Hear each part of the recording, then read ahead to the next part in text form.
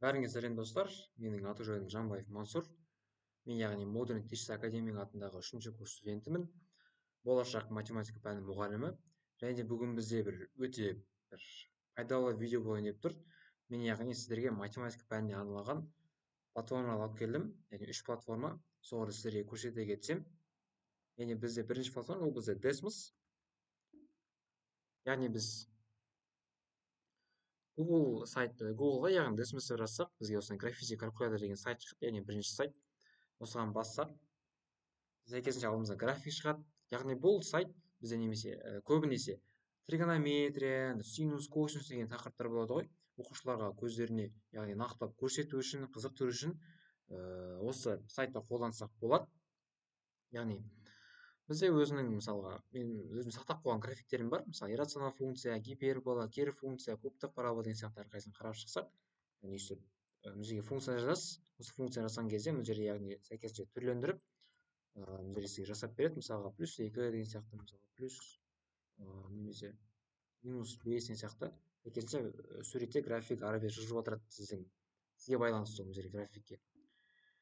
Сәйкесінше бізде гипербола бар, кері функция, кубтық парабола немесе осындай. Оқушыларды осы тригонометрия тақырыбына қызықтыру үшін осындай бір өзіңіз ойдан қызық функция жасап шығарсаңыз болады. Яғни мен осындай смайлик ретінде бір қызықты функция жасадым өзім. Яғни оның функциясы сәйкесінше осындай 4 түрлі функциядан құралады.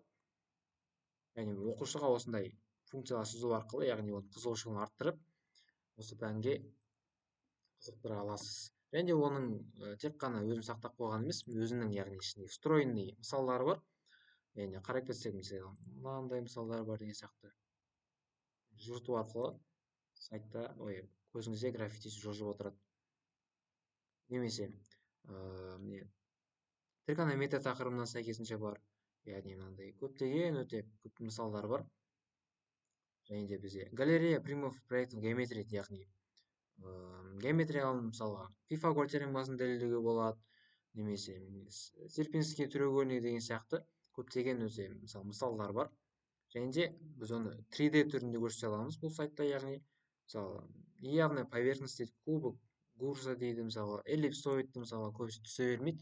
Мысалы осы біз Desmos программасы арқылы біз оны мысалға оқушыға өз көзімен көрсете аламыз деген сияқты өте күшті программа. Сіздерге қолдануға кеңес беремін. Мысалы векторлар өте көптеген. Мысалы мен мектеп кезінде өзім вектор тақырыбын оншаға түсіне қоймайтын. Осы Desmos программасы арқылы мен яғни қазір толығымен түсініп алдым деген сияқты пайдалы бір программа болып табылады. Және екіншісі бізде яғни Tarsia онлайн деген бір белгілі платформа болып табылады. Яғни Google-ға Tarsia онлайн жазсаңыз, бізде бірінші сайт шығады, Tarsia Maker деген. Және бізде осында 3 бұрыш шығады. Бұл 3 бұрыш деген бізде не? Яғни бұл бізде 3 бұрыш А4 қағаздан шығарылады. Және де бізде көріп тұрғанымыздай мына жерде жазулар тұр. Бұл жазулар деген бізде. Яғни біз мынау write your questions here деген жерге біз яғни өзіміздің сұрағымызды жазамыз. Мысалға дискриминант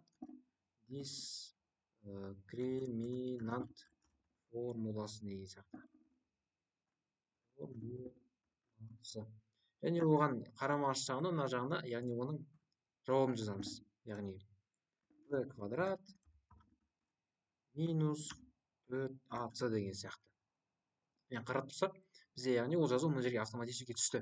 Яғни біздің мына жерде міндетіміз қандай? Яғни осылай әрқайсысыға әр 3 бұрышқа жазып шыққаннан кейін осыны біз яғни PDF түрінде жүктеп, оны принтер жүзіне шығарған кезде біз осы әр 3 бұрышты яғни кесеміз. Яғни былай кесіп тастаймыз, былайына, әр осы яғни 3 бұрыштап кішкентайлап кесіп тастаймыз. Және оқушының алдына берген кезде осы көп 3 бұрышты яғни алдына береміз тапсырма ретінде. Яғни бұл кезде оқушының мақсаты осы пирамиданы құрып, сонымен қатар яғни дұрыс құру керек. Яғни мысалға сұрағымен оған қарама-қарсы жауабы тұру керек деген сияқты. Осындай бір қызықты тапсырма ретінде оқушыларға берсеңіз болады. Яғни бізде тек қана пирамидадан түрі емес, яғни 2-2 пирамида деген сияқты осындай мынандай формада істесеңіз болады. Немесе мынандай 6 бұрыш ретінде оқушыларға осындай формамен қиып беріп, осындай бір күшті тапсырма ретінде берсеңіз болады. яғни мұны сабақ беру барысында мен бұны яғни практика жүзінде өзімде қолданамын. Өте күшті программа, сізге кеңес беремін. Және де бізде үшіншісі, бұл бізде Monime атты белгілі бір платформа табылады. Яғни бұл көбінесе IT маманында жүрген математиктерге десем болады. Яғни бұл жерде яғни кодинг мәселесімен кішкене байланысты. Яғни біз начинание дегенді бассақ, басында біз яғни быстрый старт береді, яғни сайтқа кірген бәтте, яғни бұл бізде өзі мысалға сайтта қалай істеу керек екенін, не істеу керек екенін, яғни бізде Python тіліне ақырын өзі мысалы үйрете бастайды. Мысалы анимация круга дейді, бізде яғни код беріп қойған, яғни біз осы код арқылы осындай математикалық анимация жасай аламыз.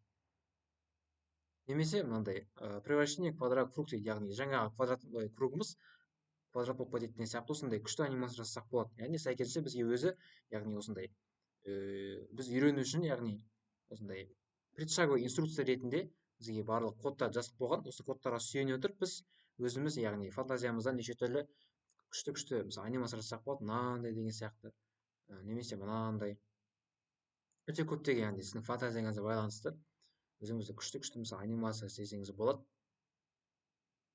Яғни түрлі анимацияларды яғни осы сайтта жасап оқушылардың көздерінше немесе неше түрлі видеолар істеу үшін яғни осы сайтта қолдансақ болады. Яғни осымен менің осы видеом сіздерге осымен тәмам. Болашақта тек осындай үш платформамен шектеліп қана емес, болашақта тағы да көптеген формулалар көрсетіп сіздерге көрсететін боламын. Менімен бірге болғаныңызға рахмет. Қош сау болыңыздар.